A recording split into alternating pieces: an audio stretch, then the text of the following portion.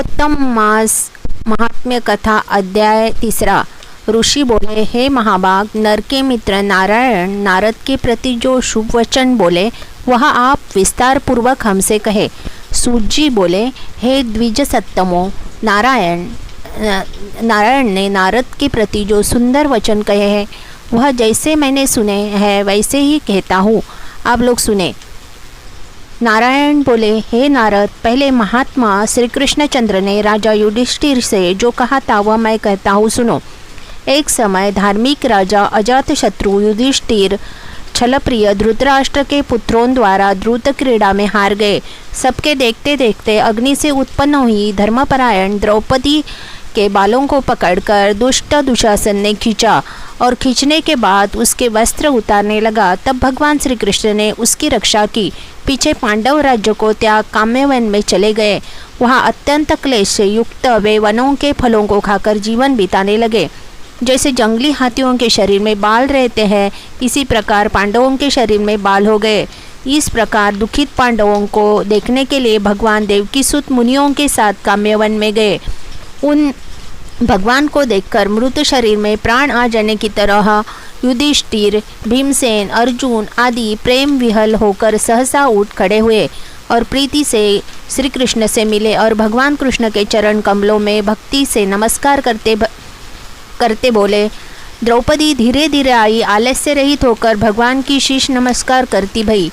उन दुखित पांडवों को मृग के चर्म के वस्त्र पहने देख और समस्त शरीर में धूल लगी हुई, रूखा शरीर, चारों तरफ बाल बिखरे हुए द्रौपदी को भी उसी प्रकार दुर्बल शरीर वाली और दुखों से घिरी हुई देखा। इस तरह दुखित पांडवों को देखकर अत्यंत दुखी भक्तवत्सल भगवान धृतराष्ट्र के पुत्रों को जला देने की इच्छा से उन पर क्रुद्ध हुए। विश्व के आत्माओं को भूहों को चढ़ा गुरुरे कर देखने वाले करोड़ों काल के कराल मुख की तरह मुख वाले धधकती हुई प्रलय की अग्नि के समान उठे। होठों को दांतों के नीचे जोर से दबाकर तीनों लोगों को जला देने की तरह। श्री सीता के वियोग में संतप्त भगवान रामचंद्र जी को रावण पर जैसा क्रोध आया था, उसी प्रकार से क्रोध भगवान को देखकर कांपते हुए अर्जुन श्री कृष्ण को प्रसन्न करने के लिए द्रौपदी, धर्मराज तथा और लोगों से भी अनुमोदित होकर शीघ्र ही हाथ जोड़कर उनकी स्तुति करने लगे। अर्जुन बोले, हे कृष्ण, हे जगन्नाथ, जगत के नाथ, हे नाथ, मैं जगत के बाहर नहीं हूँ, आप ही जगत की रक्षा करने वाले हैं प्रभु। क्या मेरी रक्षा आप न करेंगे? जिनके नेत्रों को देखने से ही ब्रह्मा का पतन हो जाता है, उनके क्रोध करने से क्या नहीं हो सकता? यह कौन जानता है कि क्रोध से संसार का पालन प्रलय हो जाता है?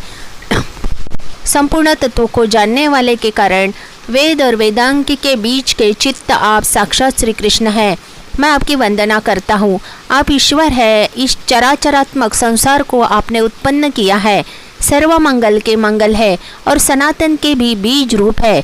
इसलिए एक के अपराध से आपके बनाए समस्त विश्व का आप नाश कैसे करेंगे? कौन भला ऐसा होगा जो मच्छरों को जलाने के लिए अपने घर को जला देता हो? श्री नारायण बोले, दूसरों की वीरता को मर्दन करने वाले अर्जुन ने भगवान से इस प्रकार निवेदन कर प्रणाम किया।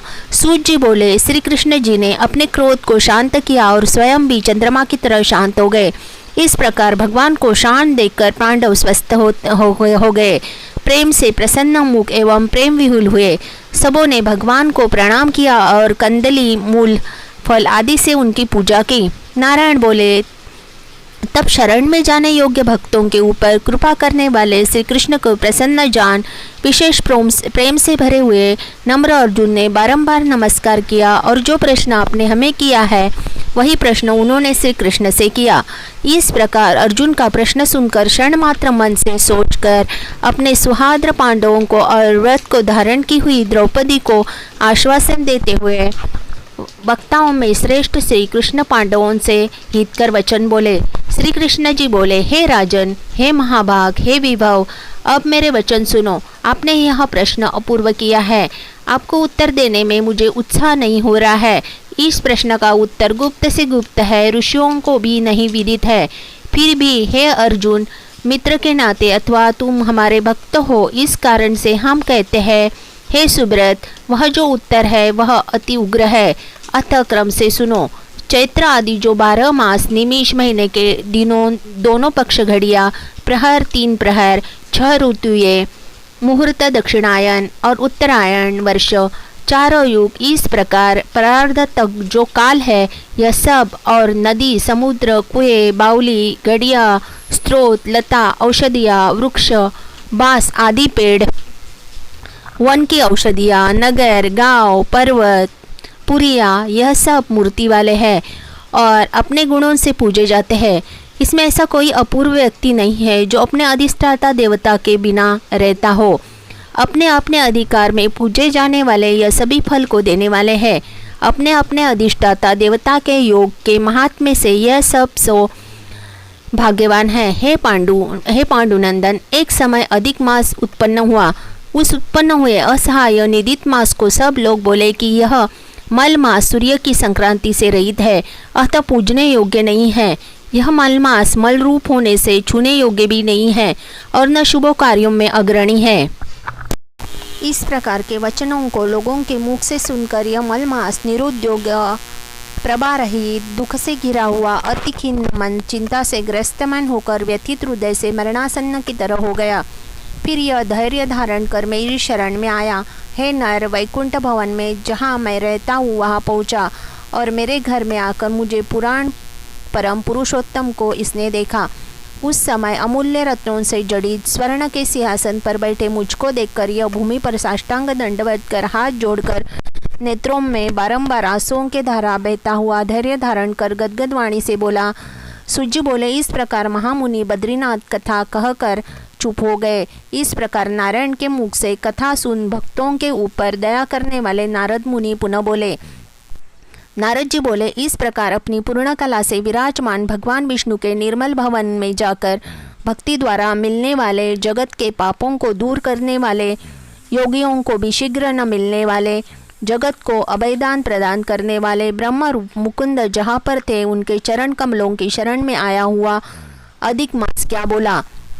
इति श्री बृहन्नारदीय पुराणे पुरुषोत्तम मासे अधिक मासे वैकुंठ पदार्पण नाम तृतीय अध्याय समाप्त।